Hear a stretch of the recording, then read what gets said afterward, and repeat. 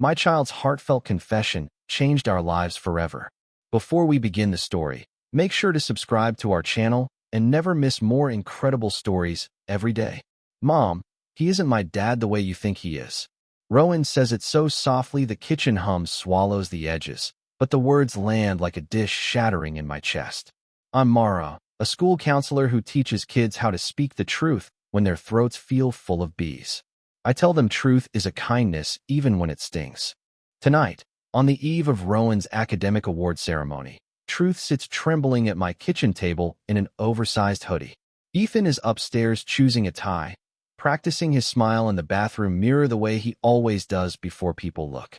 I smell detergent, lemon, the faint iron of fear. Tell me what you mean, I say, and my voice is steady because I taught it to be. Rowan slides a phone toward me, cracked corner, screen lit. A message request from someone named Anna V. Photo of a mouth shaped like mine, eyes like Rowan's. Beneath it, a sentence, we matched on a public DNA site. I think we're related. Ethan calls, Mara, gray or navy? I swallow. I have a life built on believing kids at their most unguarded, and I stand to lose a marriage burnished by appearances, a neighborhood that nods in grocery aisles, the version of us framed on the mantle. Show me everything, I say, because there is no other way to love a frightened child. Upstairs, water shuts off. A reflection adjusts. Down here, Rowan's hands won't stop shaking. If I'm right, they whisper, we can't pretend tomorrow. The faucet drips twice, and Ethan's footsteps start down the hall. Tomorrow might arrive with a face none of us recognize anymore. Before this moment, our family had rules never spoken but always enforced. Smiles and photos, punctual thank yous, stains treated before anyone could see them. Ethan is dazzling in rooms. The dad who grills perfectly, buys extra raffle tickets, remembers birthdays he tracks on a spreadsheet. We don't borrow trouble, he says when Rowan worries. We present our best, he says when I question the effort. Last month, Rowan mentioned wanting to try a heritage project at school. Be careful with those rabbit holes, Ethan joked, lips tight. He'd waved at my counseling brochures. You spend all day in feelings. Let's keep dinner practical. A fresh wound blooms in me as I remember Tuesday. Rowan tried to tell us they didn't feel right about a health form asking for family medical history. Just copy what we've always written, Ethan said, refillable pen tapping. Don't overcomplicate. Rowan folded into silence. Now, with the phone bright between us, I see all the little shoves toward quiet that looked like good manners at the time. Aunt Rosa once told me, Mija, there's the family you have and the story you sell. I had laughed, but she didn't. Stories grow teeth, she warned, if you feed them too long. Ethan reaches the kitchen, tie draped like a clerical stole. Ready? He asks, looking only at me. Rowan hides their phone by instinct. Parents teach that reflex without meaning to. We need to talk, I say, and the word we feels like a bridge that might not hold. Ethan smiles patiently, and I hear the timbers of our bridge creak. Odd things began 2 weeks ago, but I filed them under coincidence like a good citizen of our household myth. A bulky envelope arrived addressed to resident medical records, but it contained a clinic newsletter about patient identity reconciliation. Ethan tossed it with a neat, practiced flick. That same day, Rowan's bedroom light stayed on until 2. I could hear the restless clicks of typing through the wall as the radiator ticked like a metronome. When I nudged the door, they flinched and said, homework. Ethan's calm held like lacquer, too smooth to grip.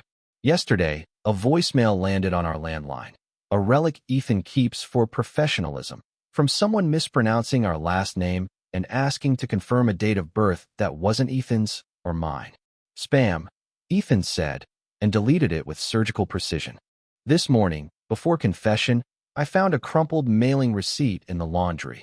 Expedited shipping to a P.O. box, paid in cash, dated 10 days ago. I wanted it to be nothing. Counselors are always accused of seeing patterns in tea leaves. But the pattern started insisting on itself, a jitter in Rowan's hands, a new passcode on Ethan's iPad, a perfume I didn't wear on the cuff of his blazer, faint, citrus, expensive. When I say, we need to talk, Ethan reaches for my shoulder in a gesture that reads as comfort in public and management in private. About the ceremony, he asks. We should leave soon. Rowan's hoodie tightens around their face. No, I say, and slide the phone across. Ethan's eyes flick down, then up, calculation moving like weather behind them. He says, "Let's not make a scene." And the kitchen suddenly feels staged. At school yesterday, a boy, not unkind, just blunt, asked Rowan why their last name didn't match what a rumor thread claimed. A screenshot of a DNA app with a blurred username and a percentage. Kids harvest each other's data with the efficiency of bees. The counselor and me handled it. We mediated, set boundaries, talked digital footprints. The mother and me held Rowan after, counted their breaths like rosary beads. Now a doorbell rings, and a courier in a logo jacket stands under our porch light, holding a stiff envelope. "Signature?" he asks, neutral as a scale. Ethan steps in front of me, pen already in hand. "For Ethan Porter," the courier says, eyes scanning. "That's me." He signs with a flourish and closes the door fast. The envelope disappears the way a magician palms a coin. "Work," he says, too quickly. "Ceremony," I reply, and Rowan's gaze ricochets between us like a trapped moth. He pivots smoothly into narrative control. "Rowan, big night, right? Let's table complicated conversations until after we celebrate your hard work." It's a flawless performance. If I didn't know better, I'd applaud. But the envelope shape imprints on my mind, and the memory of the clinic newsletter scratches. "I'm not a delay," Rowan says, voice cracking. "I'm a person." Ethan softens, leans down. "Of course you are, Bud." Rowan flinches at Bud. I set my palm on the table. "We're not leaving until this is named." Ethan's jaw pulses once. "Fine," he says lightly. "Name it." I inhale and choose the smallest true sentence available. Rowan matched with someone online, a close relative. Ethan's smile fractures like sugar glass. He says, "Delete it," and I finally hear the fear behind his charm. Families fracture with tiny sounds. A spoon left in the sink. A door shutting softly but wrong. I call Aunt Rosa because she is the person I dial when I need gravity, and she answers on the second ring, breathless from her garden. I keep my voice low. Ethan has retreated to the study with the envelope. Rowan leans into me, pulse bounding. "Rosa," I say. Rowan matched with someone on a DNA site. She is quiet, the kind of quiet that means she has already connected 3 dots I haven't. "And Ethan?" she asks. Controlling the narrative, I say, and hear myself talk like a meeting summary. "Mija," she says, "you can love a story and still leave it." In the living room, Ethan's voice rises, then flattens. He's on a call, slippery phrases like privacy exposure, standard protocol, we'll manage optics. Rowan whispers, "If I'm right, it means," and their breath hitches like a skipping record. I wrap them tighter. "Whatever it means, we'll walk it." Rose's voice drifts through the speaker. "Get receipts. Dates. Names. Screenshots. Not to punish, to remember." She's lived long enough to know memory can be vandalized. Ethan returns, smooth again. "We can do a family test later," he says, a smile with teeth. "Tonight, we show up united." Rowan's eyes brim. United about what? Ethan exhales through his nose. "About being a family." The word feels suddenly conditional, like an RSVP with fine print. I meet Ethan's gaze, steady. "No more delaying conversations to protect an evening," I say. He folds his arms. "Be careful," he says, voice quiet now. Careful sounds like a warning when truth is already in the room. I start with what I can hold. Evidence that won't evaporate when someone talks faster than me. Rowan forwards the messages from Anna V. The first a gentle introduction, the second more specific. A screenshot of a DNA match page with a 24% estimate, labeled close family, half-sibling, grandparent, aunt/uncle. The date stamp sits there, inescapable. 2 Fridays ago, 10:43 p.m. Rowan also shows me a photo. A man in his 50s at a clinic dedication, his arm around Dr. Klein, the hospital administrator I know by reputation. In the background, a donor wall lists surnames. One is ours, or close enough to be a cousin. "Where did you find this?" I ask. "Public Facebook," Rowan says, almost apologetic for their competence. I photograph the crumpled mailing receipt from the laundry. I open our shared family email and, with shaking hands, search invoice. A line item appears. Northview Fertility, records duplication fee, charged to Ethan's card, 3 weeks ago. I copy the transaction number into a notes app and back it up to cloud, then to my work drive, redundant like a paranoid squirrel. Ethan hovers in thresholds, looking like a man who wants to help and a man who wants to hide. This is invasive, he says finally. It's our lives, I say. That night, after Rowan's ceremony, quietly skipped with a fever that wasn't medical, we sit on the couch with tea, while Ethan scrolls his phone in another room. Rowan asks, "What happens if this blows up?" I tell them the most honest thing I can. We'll choose you first. Then we'll choose truth. A soft knock interrupts us, and a stranger's silhouette fills the glass. The woman on the porch wears a thrifted blazer and a fatigue I recognize from parents who've already rehearsed the speech they're about to give. "I'm Anna," she says. "I messaged your child. I shouldn't be here, but the waiting felt like drowning." Her hands twitch. She's brave enough to look me in the eye and unsure if that bravery will be punished. Ethan appears behind me, smile locked, shoulders broadening the doorway. "This is inappropriate," he says, voice pitched for a neighbor's benefit. I step outside, closing the door most of the way, leaving Rowan a sliver of view. 5 minutes, I tell Anna gently. She nods and opens a folder that looks like it's been packed and repacked. Printouts, highlighted emails, an old clinic brochure, Northview Fertility, lavender logo, and a photocopy of a donor consent form with signature blocks that make my mouth go dry. "My mother used this clinic," Anna says. "She's sick now. We did a DNA test to understand some health risks, and I started finding branches.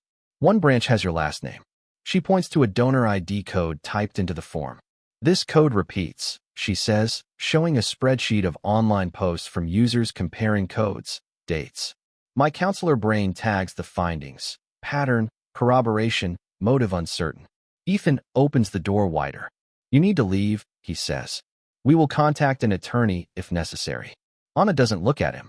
"I think someone at Northview mixed records," she says quietly, "or sold the same profiles under different names."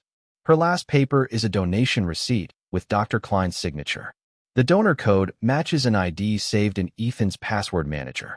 Something is wrong, clearly wrong, but we don't yet know who broke it or why. It could be non-paternity. It could be an embryo mix-up. It could be a concealed donor, paperwork forged to smooth a narrative. Each possibility redraws our family tree with a blunt pencil. I call Attorney Park, a parent from my school whose ethics are rumored to be old-fashioned in the best way. I present facts only, dates, screenshots, invoice numbers, the donor code repetition. Park's voice is cool water. "You need records," they say. "Request full reproductive files from Northview and any affiliated storage facilities. Use certified mail. Ask for access logs." They explain in a sentence what an access log is: a table of who opened which file and when. Also, Park adds, "Do not accuse anyone yet. You're building a timeline, not a case." I take notes in block letters while Ethan paces. "This is a witch hunt," he hisses when I hang up. "It's a safety plan," I say, the words I say to parents in hard meetings. I send a formal request that night, CC'd to myself, blind CC'd to Park. Rowan curls beside me, reading aloud as I type, so they feel co-author of their own future. "What about Dr. Klein?" they ask. "If he resists, that tells us something." Anna messages again. Another match has appeared, a boy in Ohio with the same donor code. It is raining now, the downspouts clatter. Ethan disappears into the garage, then returns with a cardboard banker's box sealed with shipping tape. He says it's old paperwork and forbids me from opening it tonight. A plan steadies me like a railing in the dark. I create a timeline grid on butcher paper across the dining table, left to right, years, top to bottom, categories, clinic visits, payments, online messages, notable family events, school milestones. Rowan writes in neat print. I fill the gaps. Anna video calls to confirm her dates. Ethan stands, arms crossed, a skeptical curator watching a renegade exhibit install. We gather proof, screenshots saved to multiple drives, bank statements pulled with transaction IDs, a recorded call, legal in our state, with a Northview receptionist who slips and says again when I mention our surname. Again, I ask gently, and she backpedals so hard I can almost hear her heels scrape the tile. Moral dilemma hums under every click. Confront Ethan privately and risk the truth dissolving into a charismatic speech, or build a public record first that outlasts any one conversation. Aunt Rosa weighs in by text, declarative as always. Put oxygen masks on the kid first. That means therapy referral, a school note to excuse absences, a plan for what to do if hallway whispers escalate. It also means boundaries for Ethan. No deleting, no we'll talk later. He laughs at the written list, then realizes I am serious and stops halfway. I schedule a meeting request to Dr. Klein's office and include Attorney Park. I request a neutral location, a courthouse conference room, so the space itself won't collaborate with intimidation. Ethan agrees to attend, but only if Rowan stays home for their sake. The family dinner is Ethan's idea. Let's reset before we drag strangers into our living room. He cooks like a magazine spread, herb chicken, blistered tomatoes, even linen napkins that haven't seen sunlight in years. He is generous with the wine and compliments, sprinkling both in the right places. Rowan, he says, you have such a bright future. Don't let noise pull you off track. I'm not noise, Rowan says, and the fork in Ethan's hand clicks the plate. The love bombing turns, almost imperceptibly, into a velvet vice. Mara, he murmurs, you know families survive because some things stay inside. My skin prickles. Aunt Rosa arrives late, having invited herself, wearing a blouse the color of emergency tape. She kisses Rowan's hair and looks at Ethan like a woman measuring fabric. Who's hungry? She booms, and the spell thins. Ethan switches tactics. Mara, you're tired. The kids at your school drain you. You're seeing crises and shadows. I stare at the banker's box he placed by the bookshelf, tape intact, mystery fuming. Open it, Rosa says, fork pointing like a compass needle. Ethan's smile freezes. Not tonight. Rowan stands. If it's ours, it should be mine too. Ethan's voice drops to a register he uses in negotiations. Sit. The room holds still. Then Rosa's phone dings. She reads. Her brows arc. Interesting, she says, and shows me a message. Attorney Park confirming tomorrow's conference room, 10 a.m., and copying Dr. Klein's assistant. Ethan's jaw tightens, and he says he'll come to fix misunderstandings. We enter the courthouse conference room like swimmers into cold water, quick and committed. Attorney Park is already there, files squared, expression unreadable. Dr. Klein arrives 2 minutes late, immaculate suit, smile engineered to reassure donors and neutralize lawsuits. Ethan shakes his hand like they are alumni at a fundraiser. Park begins. We appreciate your time. We're here to reconcile records. They lay out the requests, full file copies, consent forms, lab logs, donor registry entries, and then, without flourish, place a printout of the donor code pattern at the center. This code appears across multiple families with conflicting narratives, Park says. Dr. Klein's mouth lifts, then lowers. Online communities can misinterpret data, he offers. Park nods politely, which is why we brought data that can't misinterpret itself. I unlock my tablet and mirror the screen to the wall monitor. The spreadsheet blooms. Dates, amounts, confirmation numbers, names of staff, pulled from email footers. Rowan sits beside me, ankle bouncing under the table, hands folded tight. Ethan shifts, a tell I've cataloged over years. Park clicks to an audio file, a gentle beep signaling consent. The receptionist, again, plays, then plays again slower. Klein's jaw ticks, almost invisible. Access logs. Park asks, voice friendly as tea. Klein smooths his tie. We'll need time. Take it.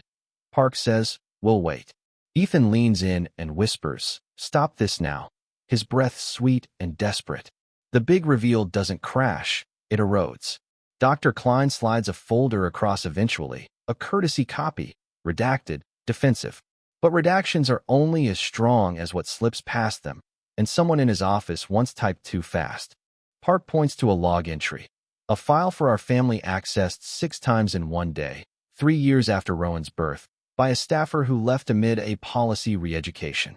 Another sheet shows a consent form with 2 different pens, one blue, one black.